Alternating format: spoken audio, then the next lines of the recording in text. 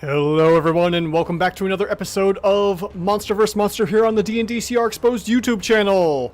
What is going on everyone? Thank you all so much for joining me tonight if you're live or watching this as a replay later on in the weeks and months and years later. I appreciate you watching this and I hope you have a blast. Pun may be intended. I'm not entirely sure here if there's a pun or not. What do we got going on here, folks? Well, we have monsters fighting monsters. It's not just the adventurers and the heroes that do it in the worlds of any TTRPG. It's also the monsters. And this is what is kind of happening between the scenes here. And for this instance, we have ourselves some Sahuagin versus some drowned ones up at the top here. And for fun, I like to go ahead and name them all, which is hilarious and whatnot. Truck95, hello buddy, thanks for stopping by for our live stream here of Monster vs. Monster. It's good to see you. For our Sahuagin, or as I like to call him, Sahuagin, because it is just crazy to try and say Sahuagin when you don't know how to pronounce it the first time. We have ourselves Bitey, which is a Sahuagin Hatchling Swarm, so they will follow swarm rules. We have Luskad, which is going to be our Deep Diver. What that really does in this event, not much. They don't really get much out of their whole deep diver thing. Then we have our Sahuagin Blademaster by the name of Chagmus. And then we have Krabia, our Sahuagin High Priestess, which I believe may be the only one that has spells tonight. Everyone else is a melee character of some form. Let's see here. Herr Doctor, it's only natural for monsters to fight each other. That's how we get quests. Exactly. Exactly, 100%. Okay, so this is our Sahuagin side, and for our drowned ones, we have Trudy, the drowned assassin, and unfortunately I had already rolled her stealth check, which was only a 10, which sadly you won't see on the side here, but yeah, she is not really doing so well with her hide check at the moment, even behind this giant rock. Then we have Kolja, the drowned blade. We have Vitalis, the drowned master. And finally, we have Torben, the drowned Ascetic. And more than half of these tokens were created by Herr Doctor. Thank you, as always, Herr Doctor, for taking the time to create some custom artwork tokens for these so they all look a little different. If it wasn't for you, then all of my drowned ones would look pretty much the same. And then also we have a special unique token for our Blade Master's ear. This is the original token, and we have this nice one here that's slightly 3D, thanks to Herr Doctor. As always, thank you so much, buddy, for your time and effort. So, what is the story here? Why are these monsters fighting each other? Well, as I like to call it, these are the swimming Dutchmen here. And these ones have been drowned one way or the other, have died, and come back as, you know, undead ocean pirate type characters, and they have unfortunately been forsaken to guard this entrance to this holy, powerful, magical site here with the glowing aura coming out of the mountain wall. Some time has passed, and this this flooded cavern system here with this long forgotten ancient artifact has been found by the Sahuagin, and off of their not necessarily recent defeat by the Kua-toa, but their unfortunate routing has caused them to look for some power elsewhere. And this is where we come into play here. The Sahuagin have learned about this, maybe through our Priestess, divining this artifact's location, but is decided to go in and try to collect it for themselves. And Herr Doctor says, just to let the chat know, there's not a lot of art online for Sahuagin or drowned ones. So had to improvise. And regardless, it looks fantastic, Herr Doctor.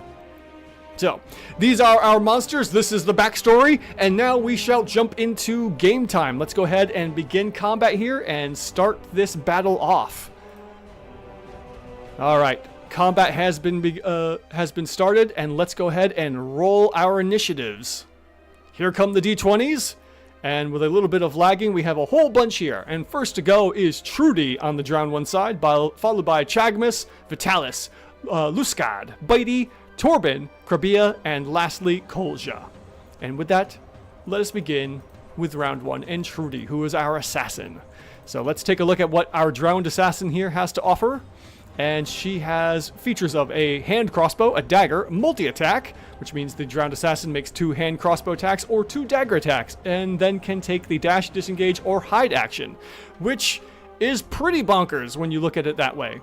We also have the reveal ability for an action. The drowned assassin removes its mask, revealing its rotten face. Each character of the assassin's choice within 30 feet of the assassin must succeed on a wisdom save or be frightened, which could come in handy. And then we have Bottom Treader, which, let's see here. They can't swim, they can only walk on the very bottoms, they're bound together, and they have undead fortitude. So that's the specials for Trudy. So let's go ahead and see about getting her into a position where she might be able to hide a little better.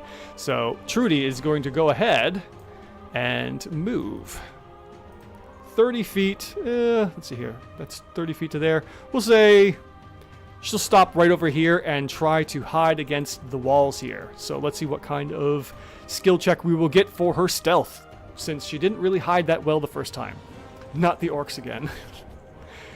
Alright, so that's a base 14, total of a 19. We're going to definitely say with that, she has gone stealth and will be, you know, unless one of the Sahuagin decides to look for her, she is effectively hidden and will get advantage on her next attack.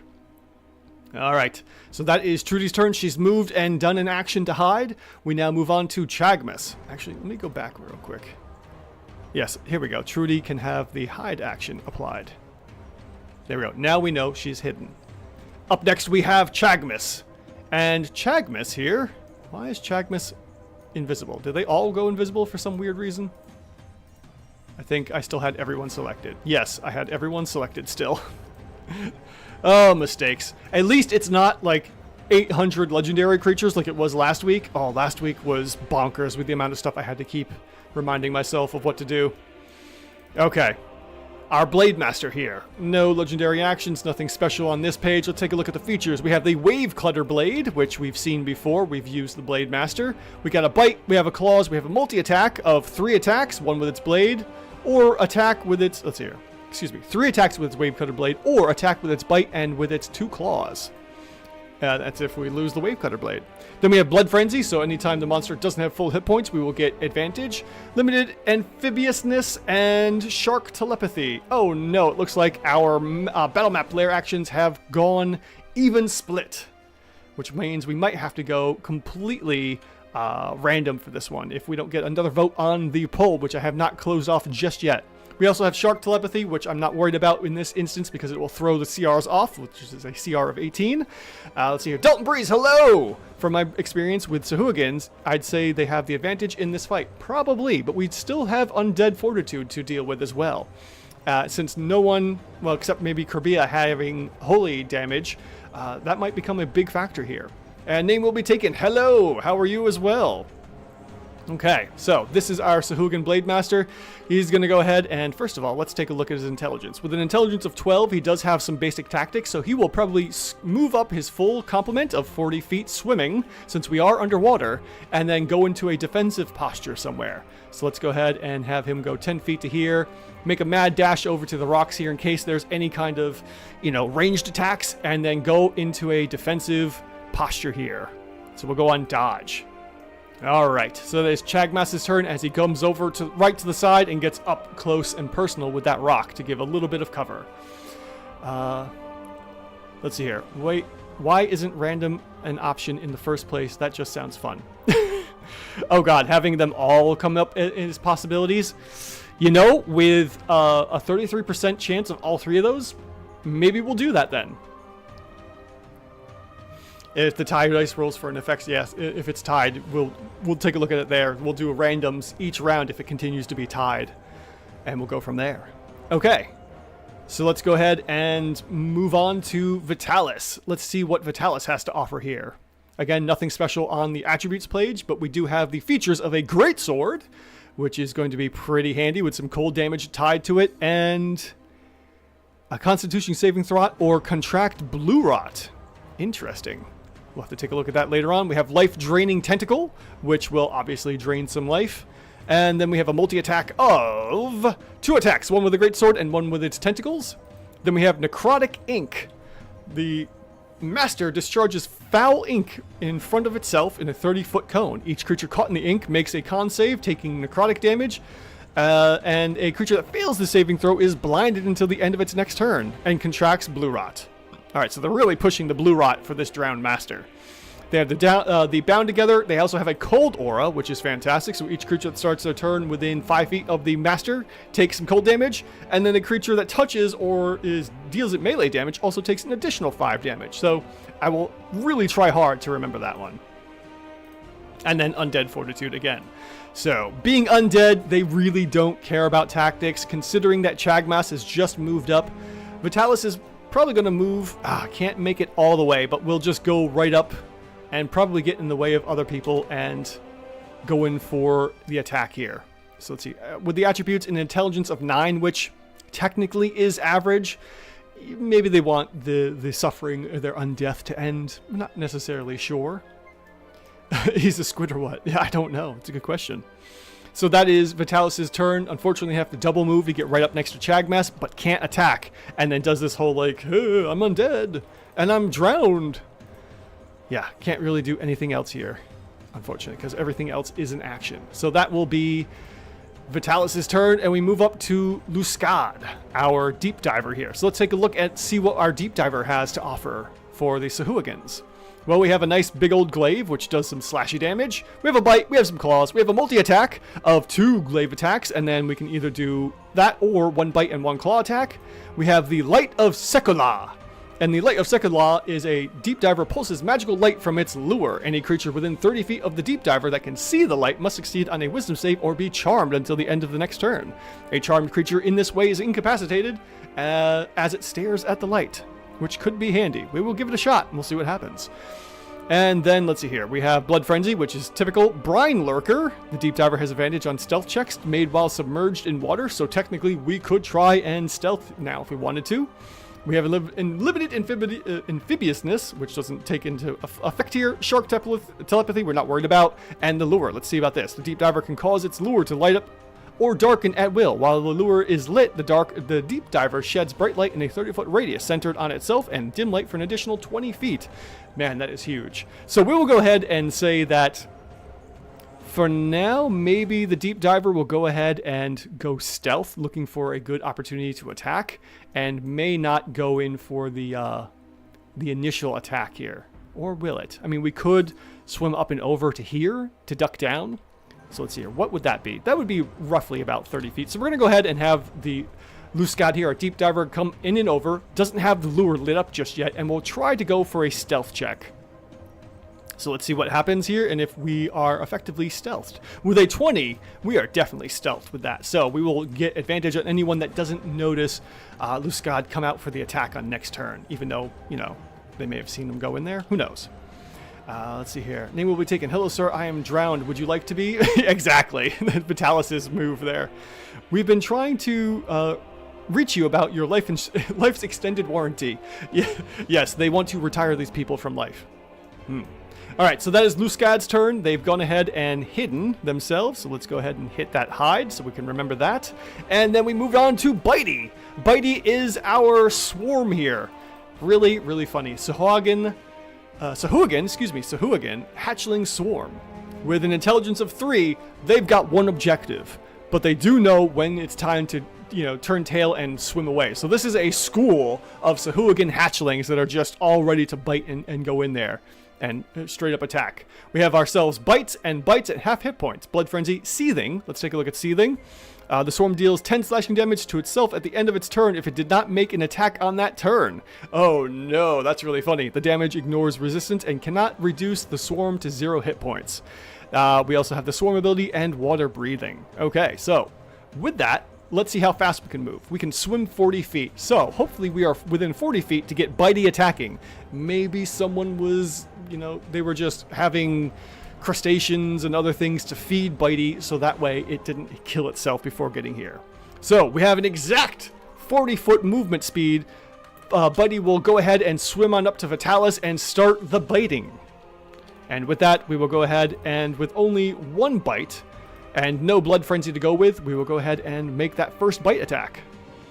And for the first round attack of round 1, we have an 11, base 11, total of 17, which hits and deals 11 points of piercing damage to Vitalis. So the full amount of damage goes through, but doesn't really do much. When we look here, it is just a sliver, maybe somewhere upwards of 10% of its life. All right, let's see here. So that is Bitey's turn, and Bitey's turn is over. Here, Doctor says, I like the fact that it's been being held by the tail in the token. Yes, if we look here, yeah, that's how vicious these hatchlings are. They just want to bite everything. All right, up next is Torben, our other drowned one. This is the drowned Ascetic. Let's take a look at what they have. Nothing special on the attributes page. We don't have a spell book either. And we have Unarmed Strike. The Unarmed Strike will have bludgeoning and can also deal blue rot, which again is going to be a big theme here. Multi-attack of 3 unarmed strikes. Wow, that's pretty good. Dexterous Target. The drowned Ascetic adds 3 to its AC, so that's where it's getting its extra AC from. Looks like... No, maybe... Let's see here. Hold on. The Drowned Ascetic adds 3 to its AC against 1 ranged attack. Oh, excuse me. When being shot at with some kind of ranged attack, they can add in 3. Okay, that's handy. Again, they have blue Bottom Treader, Bound Together, and Undead Fortitude, as well as the Blue Rot. So nothing too special there, but we do have a target. So let's go ahead and see what's going on. Name will be taken as Dang It Charlie, 8 Bobby through Bobby through 4 again. Yes, exactly. So we have a movement of 30 feet, which is more than enough to get almost within flanking. We'll say, yeah, we'll just have them go right on up here to start smashing and bashing on Bitey. All right, so Bitey will be the target here. And actually, hold on. They are Swarm. What is the bite range? 0 feet. They were close enough. I don't care about that 0 foot bite range garbage. In any event, let's just go ahead and have Torben go with the 3 unarmed strikes that they can deal. So a strike number 1 against Bitey. Oh, that's a natural 1, and that's a critical miss for the first attack from our drowned ones here. Attack number 2 is going to be a natural 7, total of 12, which misses Bitey again. And then last, we have a natural 4. You know, zombies and undead generally may not be the fastest attackers. So, you know, being in the underwater here and Bitey just kind of being a frenzied creature easily sidesteps any kind of attacks or just swims and, you know, like a school of fish, just totally opens up a hole as Torben goes in with 3 punch attacks. Dalton Breeze says, I predict that with even if they only deal a tiny bit of damage, the fact that Blood Frenzy will become active will keep the battle going in favor of the Sahuagin. Probably. Here, Doctor says, they're like American healthcare. Well, want you to be sick to get advantage over you. Pretty much. And name will be taken says, wait, if Bitey is a swarm and all the Sahuagin in it named Bitey? Yes. The comparison with American healthcare may be a little too accurate. I think, you know, you call it as it is with one of those deals. All right, up next, we have Krabia here, our Priestess. Now, let's take a look at what Krabia can do.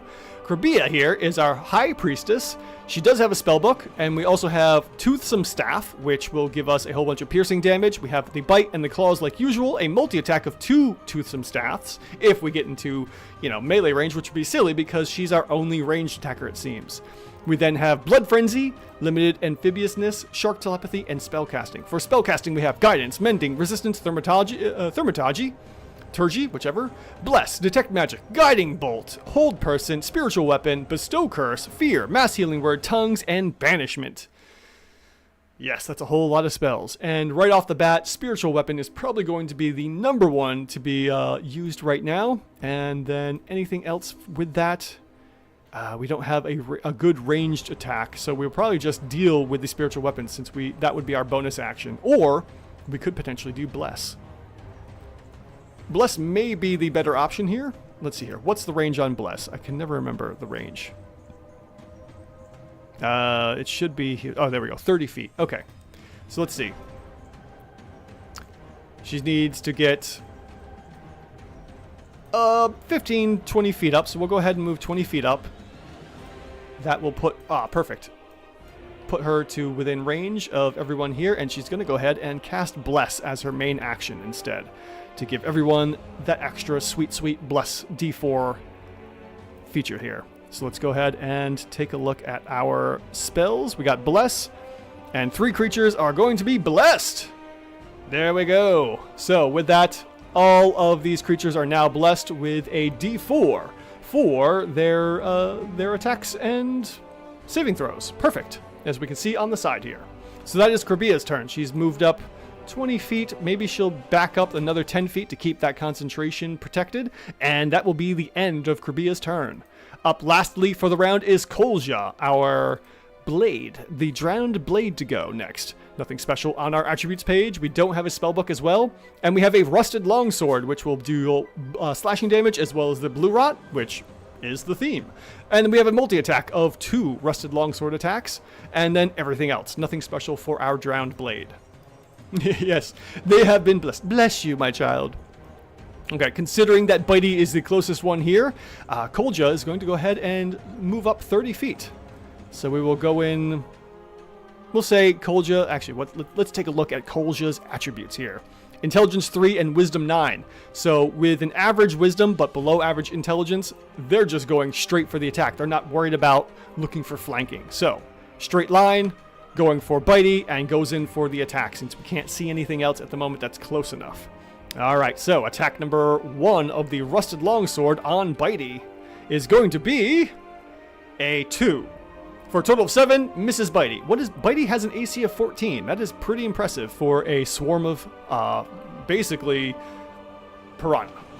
There we go. And attack number 2 is going to be a base 17, total of 22, which is our first attack on Bitey for 5 points of slashing damage. And now we deal with the blue rot problem. So let's take a look at what this does. With the Rusted Longsword, we have a DC 12 Constitution saving throw over here. Bitey fails with a 9 and now has contracted blue rot. So, what does this do, you might ask?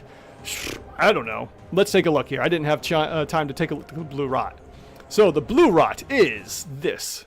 The disease targets humanoids. While affected with blue rot, a victim grows grotesque blue boils on their face and back. First of all, let's see if Bitey is even humanoid.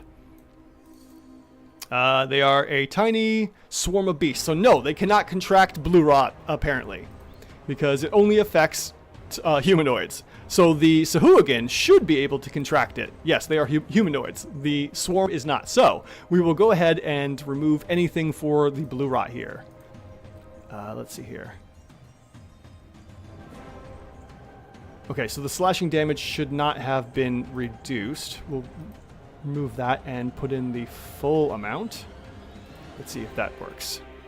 Yep, full 5 points of damage to Bitey for the slashing damage. The Constitution saving throw here, which failed. Okay, so that's the full damage. And surprisingly enough, Bitey here cannot contract blue rot. Good to know. Let's see here. Hair Doctor says, darn, I was thinking Blade would be the better than the Ascetic. Thanks to the cool name. And name will be taken. It makes you part of the Blue Man group. It certainly does. I was gathering that. We will look a little bit more into that as we move on. Oh, we have another vote for falling mountain debris, which looks like this might be what is going on once we get to the votes here. All right. And actually, this is the end of the round. Kolja has attacked once. We will go ahead and attack a second time to get that last attack in. What did I do wrong here? Oh, wrong person. There we go. Rusted Longsword. And with a base 6, total of 11, misses Bitey, unfortunately, with that second attack. Okay. We're going to take a moment here to look at the poll. And it looks like with 8 votes on the channel, we have a tie here for first place with Sudden Currents and Falling Mountain Debris. So I'm going to go ahead and end the poll here. So we will be tied now. Every round we will roll randomly for either Sudden Currents or Falling Mountain Debris, which is going to be really large boulders that will cause some damage here. And because we're swimming, we don't really have to worry about difficult terrain.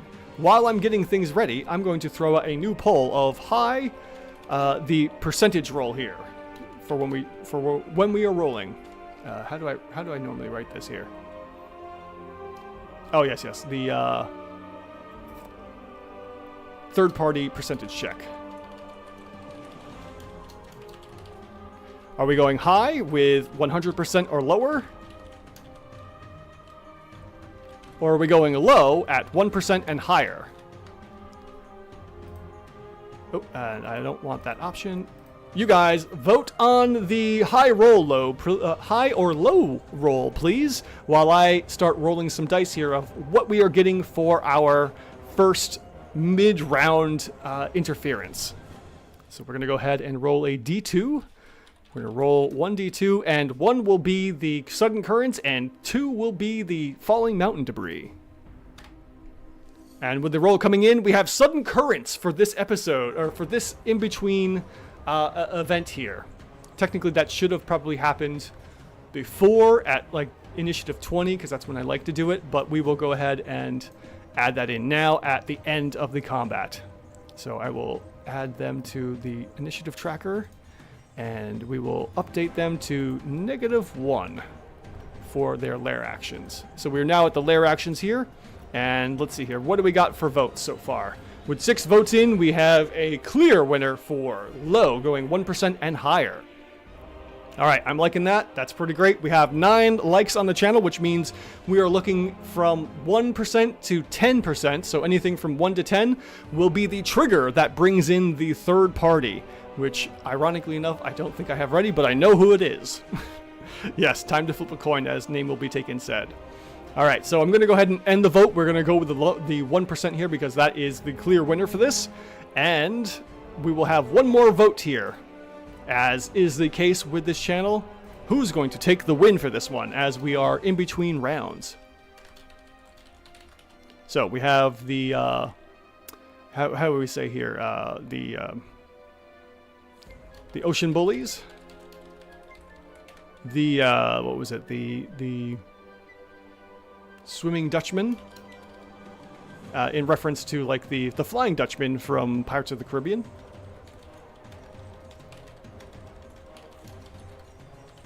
Or our third-party disaster,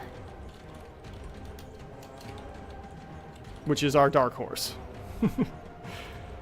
All right, one last poll for you all to take a vote in, and now that our lair action is going to be at the end of the round before we make that third-party check, we will go ahead and see what goes on here. We are doing the crazy sudden current ocean currents here, so each one of these will have to make a strength save or be pushed in a random direction. So we will start right from the top with Trudy and her strength check, and we'll say 15, DC 15. Okay, 15 doesn't get pushed. Kolja, let's see here, with an 18 will also not be pushed. Then we have Torben with a 19 will not be pushed. Vitalis, wow, the drowned ones are really holding firm. Oh, wow, almost a fail there, also not pushed. Now, let's see what happens with Chagmus here. Chagmus, will Chagmus be pushed? When you say the Flying Dutchman, thinking SpongeBob. Maybe, almost. Chagman does not get pushed either. Bitey! Let's see about our crazy piranhas here. Doesn't get pushed.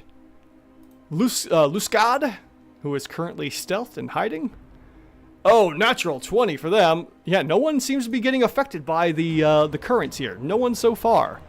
Let's see what happens with... Oh, we finally have a failure. Kerbia gets pushed. So, we will go ahead and roll a d8 to see where they go. One will be starting north and going clockwise. Alright, so with our d8, Kerbia is going to be pushed 7. So that will be west, and that will also be... We'll say, let's say D10. Every D10 will be 10 feet that they get pushed. So the strong current comes in and just pushes Kerbia basically off the map. So that will be Kerbia's turn, basically getting thrown off the map here. So she's out of this round. So this round, completely out of there as she gets thrown off course here and has to come back 100 from 100 feet in. Man, that's bonkers. Okay, and now, at the end of round 1, let's go ahead and roll our D100 check to see if our third party comes into play. With the rolls coming in, we have ourselves a 46, and sadly, our third party does not come into play. But now, the drowned ones are definitely at an advantage here because the Priestess has been thrown off the map and cannot assist for this round, as she is swimming back in as we speak. Top of round 2, we go to Trudy to see what she does with her ability and sneaky stealthiness going on here. Let's see here. Name will be taken, says Kerbia got, and I cannot stress this enough, yeeted. Yes, Krabia definitely got yeeted off the map from that strong current. Everyone else held firm. Maybe it was the currents being buffeted and, you know, not hitting these walls, but because she was out in the open here, just yoink! And right off the map. Hilarious. Okay, so Trudy has she has the ability to do 2 hand crossbow attacks or 2 dagger attacks. And since she is currently technically hidden, she will go ahead and do the attacks against Bitey at advantage. So we will go ahead and target, although she is pretty far away, so that might cancel out the distance here. We'll see what happens in a moment. 2 hand crossbow attacks. Yes, it does cancel out, and that's a regular attack to total of 17, total of 17, dealing 12 points of piercing and poison damage. And with that comes a Constitution saving throw check of DC 12. Bitey fails the Constitution save and takes partial damage here. So let's take a look here. Why is he... Oh, because it's a swarm. They are resistant to bludgeoning, piercing, and slashing damage, but they take the full piercing damage. The poison damage here. Let's take a look at what the poison damage does. Oh, it's a whole blue rot again. Yeah, they're not taking the blue rot. Okay. Next attack at advantage, or we will say once again, because both attacks come from, come from being hidden, we will go ahead and make one more advantage attack against Bitey, and that's going to be a base 9, total 14, just hitting the AC, and deals 8 points of piercing damage, reduced to 2, which means, yes, the majority of that damage came from our piercing, and the other portion of it came from the poison, which is curious. Oh yes, the the bless is also being enacted here. Interesting. Okay. So then, with that little bit of damage, we now have one more extra thing we can do with the multi-attack, and that means we can dash, disengage, or hide. So we're going to go ahead and move, and while we are moving, we're going to do another hide check to see about, hiding. We'll go for that stealth. And that stealth is going to give us a natural 1, which means even though she attempts to hide, she is definitely not hidden as she moves over to here, thinking she's hidden, but the glow of this cave entrance is definitely lighting Trudy up for sure. Bitey's like, what's the use of feeling blue, really, when all you want to do is bite? Alright, so that is the end of Trudy's turn. We now move on to Chagmus, who now can finally start doing some attacks. It's going to target Vitalis. Let's take a look real quick here. They do have the intelligence to try and go in for the flanking, but that would give an attack of opportunity. They are pretty well healthy. Let's see here. What would that movement be? Probably worth... Oh, you know, we don't even... I'm thinking in 2D and not 3 dimensions. Can definitely swim up and over this without moving and worrying about losing out on the... Oh, wait. I don't even have to move. I'm a dope. They already have advantage because of the whole blood frenzy. Okay, we're just going to go ahead and make those attacks because I'm a knucklehead. And because I'm a knucklehead, let's take a look at the multi-attacks. We are 3 Wave Cutter Blade attacks against Vitalis. So, attack number 1 at advantage because of, blood frenzy is going to be an 11 with all that dice. With all of that. Oh, double 4s, no wonder. We get an 11 total. Attack number 2 of 3 is going to be a base 16. Total of 23 does hit for 9 slashing damage and goes completely through. And then we have one last Wave Cutter Blade attack. That's going to be a base 15, total of 23 again for 10 points of slashing damage. And Vitalis has been wounded pretty decently, but still not enough, man. These are pretty hardy undead here for sure. The name will be taken says Chagmus sounds like a holiday, so Merry Chagmus. That's a new thing here on the channel. Merry Chagmus. Ethan Erickson, hello buddy, thanks for joining us. This is such a great coincidence. I just started DMing a water world campaign based around Ghosts of Saltmarsh. Unfortunately, I have a thing that is blocking the words here a little bit, so it's hard for me to see exactly what's being said. But yes, a water world campaign based around Ghosts of Saltmarsh. Saltmarsh. Excellent. That great to see that the coincidence has helped you out. Okay. With that, Chagmus's turn is done. Merry Chagmus to everyone, and we shall move on to Vitalis, who is probably going to return the favor here, or seeing that Bitey is in a rough state, probably go after Bitey. Let's see here. What is their attributes here. With an intelligence of 9, this is average, even though it's below 10. We'll go ahead and decide who they want to attack. Seeing Bitey is probably the more deadly of the two, we'll go ahead and attack Bitey for sure. Alright, what do we have here? We have, I believe it was 2 necrotic...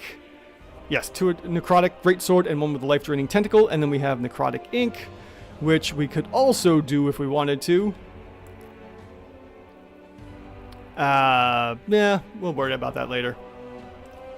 Okay, going in for the greatsword and the tentacle attack on Bitey at least. So attack number 1 is going to be a base 14, total of 21 for a whole lot of damage, 28 cold and slashing damage.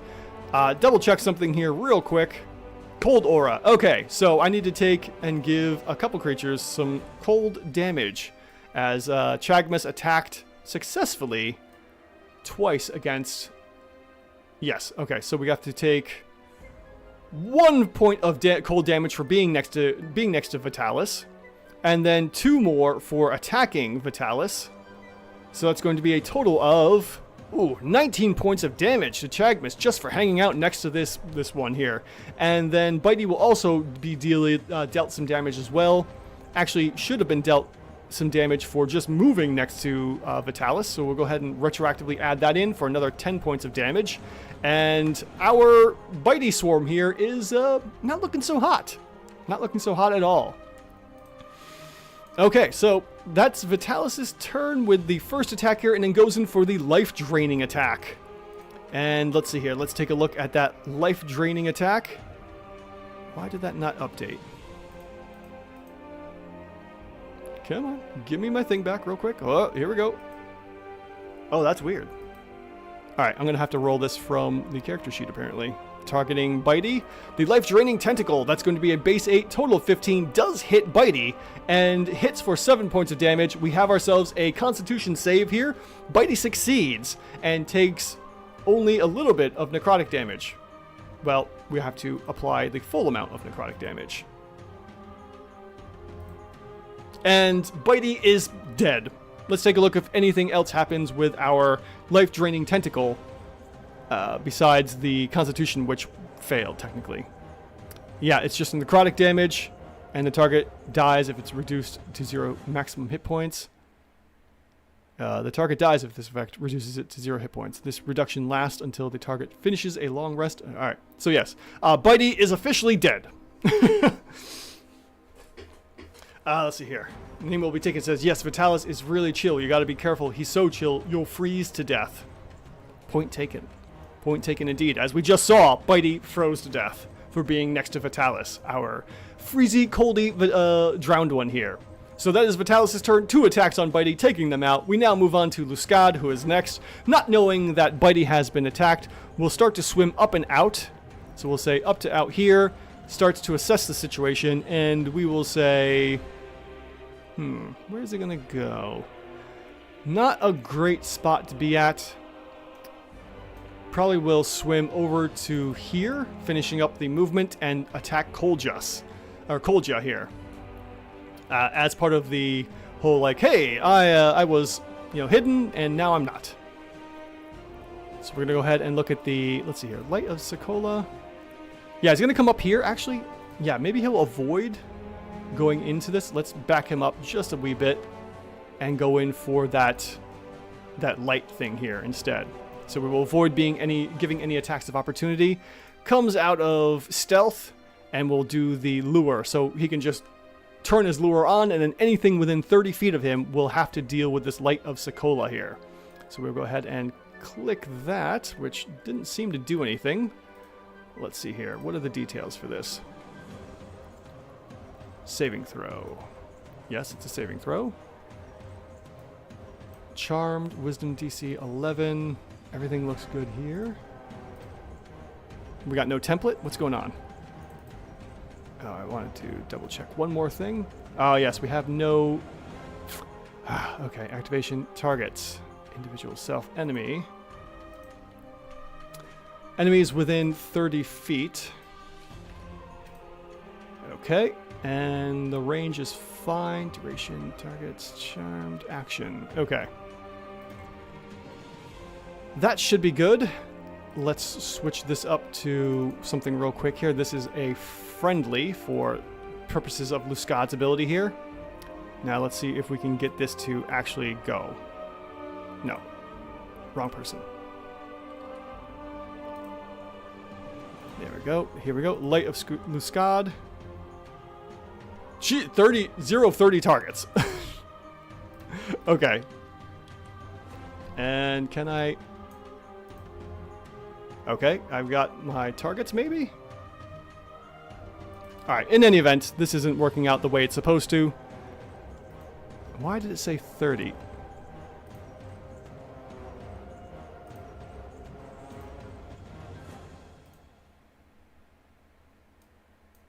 Oh, okay, it's just range, feet. 30 feet. Enemies. Let's get rid of all that. Let's see if that works now. On the fly here, folks. Let's see what happens. Okay, that worked out a little better. Alright, so Light of Sokola with a DC 11, and technically Trudy should also be in on this, but we'll go ahead and do one more to get her in on it. Oh, 35 feet away. Alright. So that one doesn't work. That's why that didn't come into play. Alright. Now that the Light of Sokola is working, we have a DC 11 check. Solja fails, Storben fails, and Vitalis succeeds with a 14. So that means Kolja and Torben are currently charmed, possibly, and incapacitated this way. Let's double check to see if they can even be charmed or incapacitated.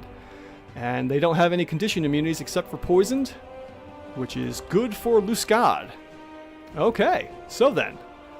Sadly, I can't drag and drop these on there, so I'm going to have to go and do it this way. And we will start with, let's see here. I want to target you and target you. And you will both get charmed and incapacitated. Alright, good. Now they can't act and are charmed while they stare at the light. They are charmed until the end of its next turn.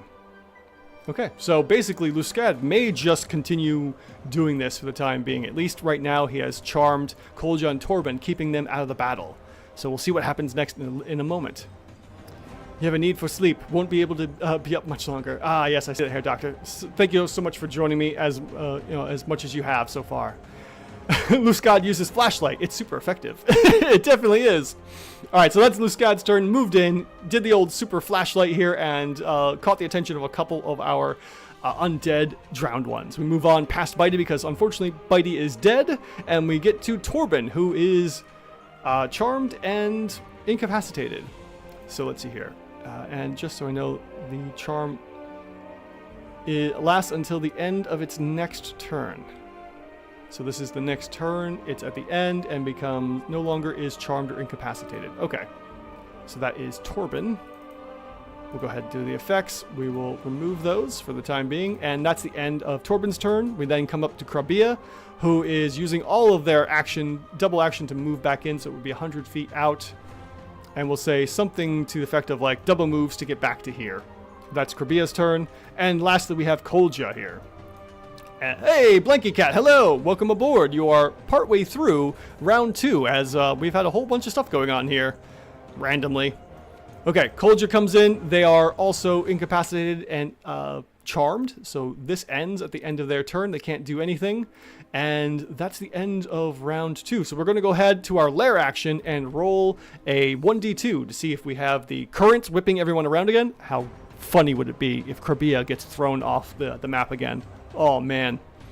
Okay, so we're rolling a 1d2. 1 will be the current, 2 will be the falling rocks. And it's 1 again! Oh, no. With a DC 15, folks, we need to go ahead and check to see who gets blown around the map here. Alright, strength checks all around. I wonder if I can... Yeah, let me see if I can do this all in one shot, because that would be super helpful. Let's see here. Strength saves. Can I get everyone? Nope. I can only get one at a time. Okay, that's a shame. Well, Bitey failed his saving throw. He's dead, so he gets blown off the map. Trudy will roll next, and let's see here. I gotta get that back into place here. All right, so Trudy rolls their strength check, DC 15 we're looking for, and fails, gets blown off the map here, or blown around. And that because they're on close to the walls, we'll see what happens here. So we're gonna go and roll a D18 or a D8 here to see where they go. And they are going same direction, so they're gonna get blown against the wall here.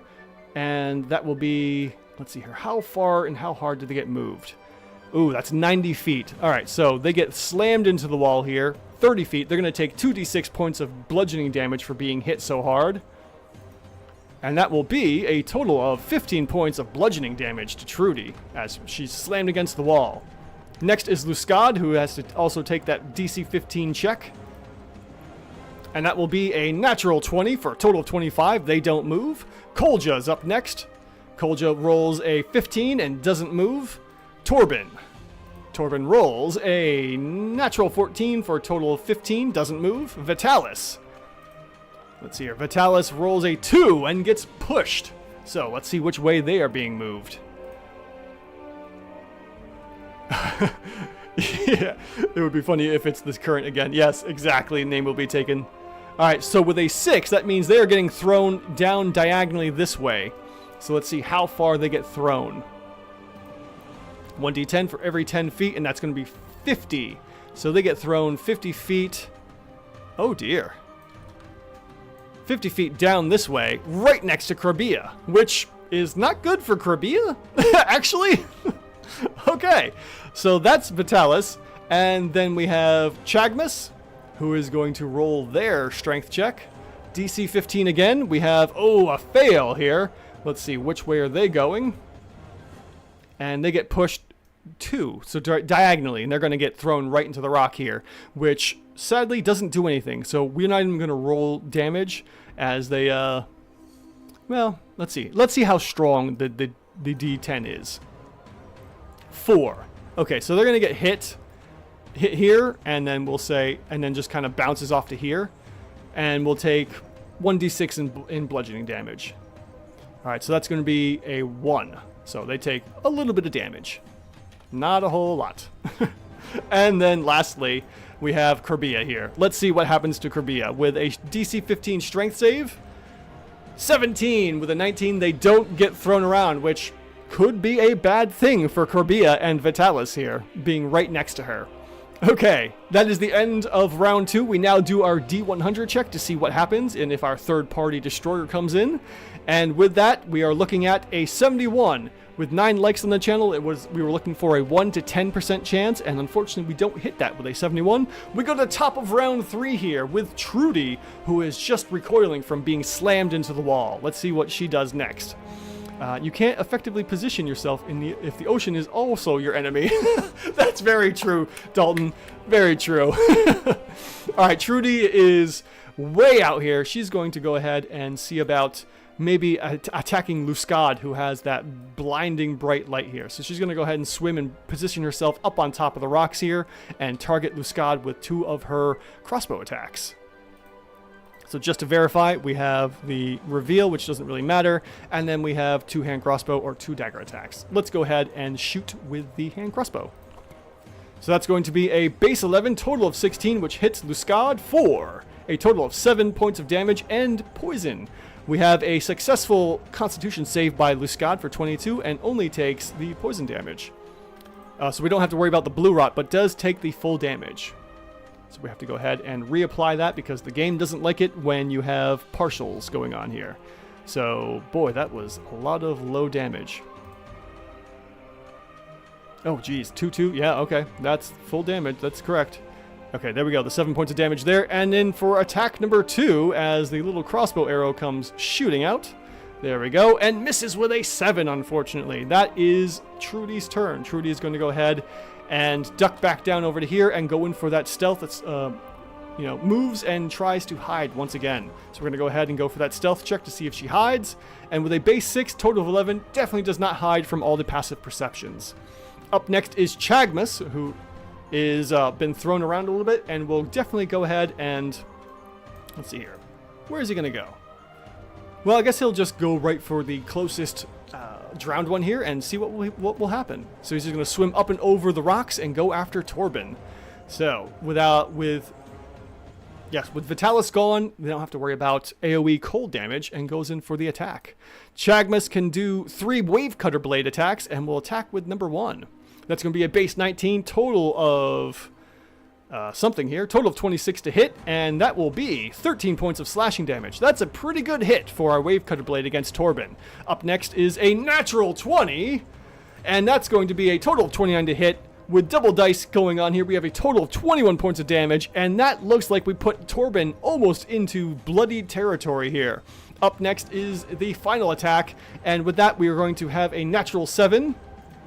Total of 14, still hits Torben for 12 points of slashing damage. Chagmus, probably upset and annoyed that the ocean is fighting against him, goes in and slashes 3 times. 1, 2, 3 against Torben, our undead drowned one. That is the end of Chagmus's turn, and we move on to Vitalis, who, you know, opportunity presents itself, you might as well take it. Turns and it starts attacking Krabia here. We have ourselves a Great Sword attack and life-draining tentacle. So we will go ahead for that first attack against Krabia with the Great Sword, and that's going to be a natural 17, total of 24, and slams on Krabia for 22 points of damage. Krabia has to make a Constitution saving throw to keep her concentration going and fails. She loses the concentration check, and let's see here. Concentration is removed from Krabia, and we no longer have Blessing on Luscad or Chagmus. So we'll go ahead and drop those effects since they didn't drop on their own.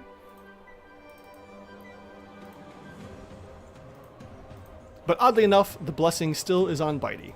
I'm just going to leave that there because it's funny. Alright, Krabia gets slammed with the Wave Cutter Blade attack. Loses the first Constitution Greatsword, Constitution saving throw against the Blue Rot, which fails, so now we have that to deal with, and fails the concentration check. So let's take a look at that Blue Rot here. The Blue Rot is... okay. This disease is carried by undead, including the drowned ones, and victims most often require it through wounds caused by infected creatures. This disease boils manifest in 1d4 hours. Alright, so we don't have to worry about it. I'm not worrying about that. Blue Rot is... she's got Blue Rot. Cool. Very good. Yes, unbless you. And now for the last attack against Krabia here is going to be the Tentacle, life-draining Tentacle attack. So we're going to go ahead and make that attack, and that's going to be a natural 16, total of 23 to hit Krabia, and definitely hits for 8 points of necrotic damage. She has to make a DC 15 Constitution save, succeeds, and avoids being hit with the maximum health reduction. So we will go ahead and revert some of that damage and apply the full 8 points of damage because this system is weird about it. So that is Vitalis' turn, and we now move on to Luscad. Luscad is up here and will attempt to probably do the light again. So let's see here. How far away? 35 feet to there. Trudy is not as much of a threat, so we're going to have Luscad go down here a little bit and try to blind out all of these ones here again. So got to make sure she's locked as friendly, and then Luscad will go for the Light of Sekolah attack again. Yes, thank you, Dalton. Blue Rot is a problem for later. Okay, so let's see here. It only went after Krabia. Krabia doesn't need to make that check. Okay, let's get rid of that targeting. Come on. There we go. Target, target, target. All right, let's try this again. There we go. That's the proper way to do it. Looks like we have 3 checks to go against, and all of them succeed, and no one is blinded by the light. Racked up like something in the middle of the night. So unfortunately, Luscad's action to try and blind the undead fails miserably, unfortunately, as they do not stare at the light. And this is a problem now for our Sahuagin, as we are midway through round 3 here. Luscad's turn's done. They've moved. They've done their action, and we move on to Torben, who turns and starts attacking Chagmus. Okay, just to verify here, we have 3 unarmed strike attacks because of, you know, why not? And we will go ahead and start hitting Punchy Punch on Chagmus. Natural 1 will not do it for the first attack. We got attack number 2 with a base 13, total of 18. Wow, actually misses? Holy cow, AC of 20 misses Chagmus. Okay. And then we also have the final attack here with a total of base 7, total 12. That is going to be 3 full misses from Torben. Considering they're undead, they probably don't really care either. They just want to kill. Yeah, no one's dancing to Laskad's disco ball for sure. Okay, so Torben completely misses all 3 attacks against Chagmus, the Blademaster here. And we move on to Krabia. Krabia is definitely not liking who she's standing next to. Unfortunately, she's standing next to him and has to take some cold damage right off the bat. Okay, so that's going to be... Oh, it was at the start of the Drowned Master's turn. Doesn't really matter. 5 points of cold damage for standing next to Krabia, standing next to Vitalis. Not 15. We'll do 5. And now Krabia is wounded, and she's going to... Well, might as well go and do a bonus action to get the spiritual weapon going. So we will go ahead and do that. Alright, spiritual weapon. We will place that right here. And that will be, let's see here, a base 10, and that will be 8 points of damage. Does that even hit? No, a base 10 will not hit, unfortunately. So that will not do anything there. The spiritual weapon does not hit, unfortunately. And then we move on to Krabia with her, fangy staff there. And she, believe, gets 2, yes, makes 2 attacks with her toothsome staff. So we will go ahead and make attack number 1. And that's going to be a base 13, total of 18 for 11 points of piercing damage, going completely through and hitting Vitalis. Unfortunately, we've hit Vitalis, and we will add in that damage afterwards. She hasn't learned the lesson that Chagmus has learned. Attack number 2 is going to be a base 12, or base 7, excuse me, total of 12, and misses that second attack. Probably the cold damage did really put her off, and we will go ahead and roll that D10 of cold damage, which will deal her an additional 10 points of damage. Ooh, yeah, that is not looking so hot for our High Priestess here. Alright, that's the end of Krabia's turn, and we move on to Kolja here, who also has, let's see, what kind of... Yes, base 3 intelligence, just moves in to go for the attack, doesn't go in for any kind of flanking, and we have what for attacks here? Looks like, yes, the 2 rusted longsword attacks. Oh, yes, let's take a look at that. Thank you so much. I missed a step with the toothsome staff. Oh yeah, it just bites. You're right. I thought there was a little extra there. Thank you, name will be taken. Double checking what's going on. And actually, we should have rolled for criticals.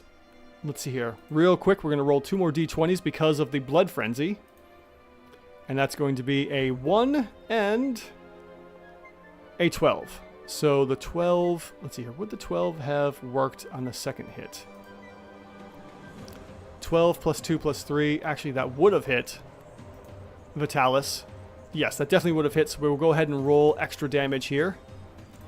Dealing more damage, which was very foolish, dealing 15 points of damage to Vitalis because of the blood frenzy, but also is dealing smackback damage here of 1d10 for an additional 3 points of damage. I think Krabia has definitely learned her lesson about attacking this cold Vitalis. Alright, now we move on to Kolja, who's going to make those 2 rusted longsword attacks and goes in for the attacks against Chagmus.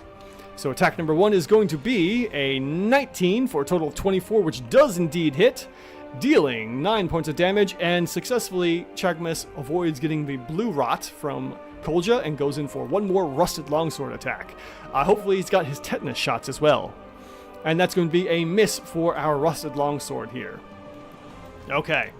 At the end of round 3, we go in for the lair actions. We're going to go ahead and roll that 1d2 again to see what happens with our our battle map lair actions. And 1 is going to be our, what do you know, we get the subterranean water movement again. So let's start rolling those DC 15 strength checks. All right, Trudy here may get pushed around again. Let's see what she gets. With a 19, she does not get pushed as she holds on tight to the rock's ledge. Up next is Kolja, who is going to check as well. With a base 3, this is a fail and gets pushed. So let's see, which way are they going? Remember, 1 is up. So that's a 5. It's 1, 2, 3, 4, 5, and gets slams into Tobin. Actually, we'll just get pushed past Tobin. Maybe we'll deal a little bit of damage. Well, if they were further apart, I'd say sure, but the the current is so fast that it just comes in and throws them around. So we are being pushed 90 feet down. Holy goodness. All right, so that's 90 feet, 65. So 70 feet off the map and gets pushed an additional 30 feet off the map. Might be good news for our Sahuagins. Who knows? All right, so let's see here. That was Trudy. Kolja. Up next is Torben for his strength check save to fight against the currents. And that's going to be a base 6, total of 7, and also gets pushed as well. We're going to go ahead and see which way this goes. And that's going to be a 2 and goes diagonally to the northeast for a total of 60 feet. And that will push him 60 feet into the wall and slams for 30 feet of movement, being dealt 3d6 worth of damage. And do we have anything for bludgeoning damage? No. Okay, so 8 points of bludgeoning damage as he gets slammed into the wall here. And then Chagmus is up next. Chagmus rolls a strength check, fails the strength check, and gets thrown around again. Let's see, which way is he being thrown? With a 5, that would be 1, 2, 3, 4, 5. Goes completely south. Following along Kolja. Let's see how far he goes. And that's going to be 30 feet. Not terrible at all. Will hit the wall here, taking 2d6 points of damage, and then gets thrown up and over. So yes, hits, gets pushed up and over the wall, and is floating technically up a little bit here. So we'll go ahead and roll 2d6 worth of bludgeoning damage, and that will be 4 measly points of bludgeoning damage.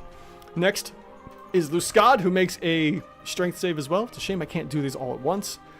18 total, does not move, and is able to avoid it. Vitalis is next, and will roll a base 14, total of 17, doesn't get pushed. And Krabia, hopefully for Krabia, she gets pushed off the map. We'll see what happens here in a moment as her strength save comes rolling in. With a 16 base, she does not get pushed. Again, probably not good news for her.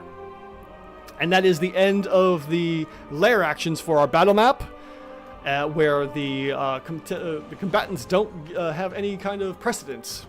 And we now check for our third-party Devastator. Let's see who it's going to be. With a D100 check and 12 likes on the channel, oh boy, folks, that's a 4.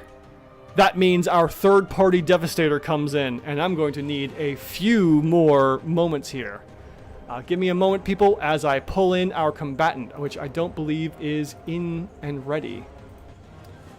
No, not there, not there. I did not pull it in. All right, time to import our third-party Devastator, which is from a previous one, and I think their name is either Fluffy Destroyer of Towns. Let's see here. It's from an old one, from when the Kua-toa and the Sahuagin fought. Yes, folks, I'm talking about a Kraken, awoken by the chants and prayers of the Kua-toa. In one of my earliest Monster vs. Monster videos, we have a Kraken joining the fight. I don't quite remember the name, but for the time being, our Kraken's name is going to be Mr. Cuddles, Destroyer of Towns.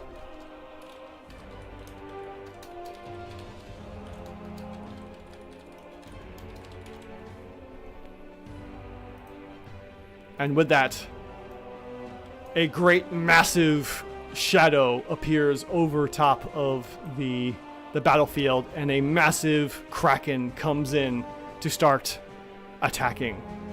Singing song, here comes the boy, hello boy, how are you? We now have a Kraken on the field here, and we will go one more round as the Kraken just unloads here. Let's go ahead and roll. Let's see what you get for this. A 16. So, good news for some of our people that may have gotten thrown off the map, like Kolja. Maybe, maybe not. I actually want this to be a bit bigger. So we're going to go ahead and go 6 by 6. So this is going to be one heck of a massive Kraken that comes into play here. All right. What do you know it, folks? After so much time, we finally have our third-party Devastator. Mr. Cuddles the Kraken, or Fluffy, or something, Mr. Hugs. I don't quite remember. We'll have to check back in a little bit to get that correct name. But our Kraken has come in to just start destroying things.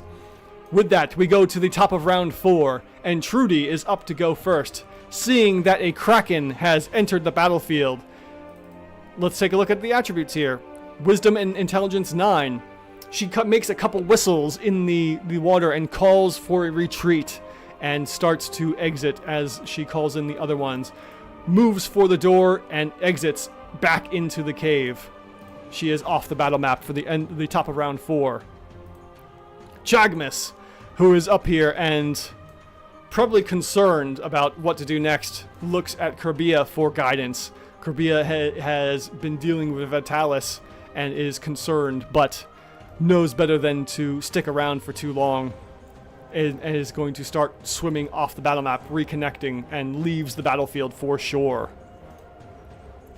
Okay, Chagmas has left. Up next is Vitalis, and let's take a look at Vitalis here. Vitalis is Intelligence 9 and Wisdom 14, and definitely will withdraw.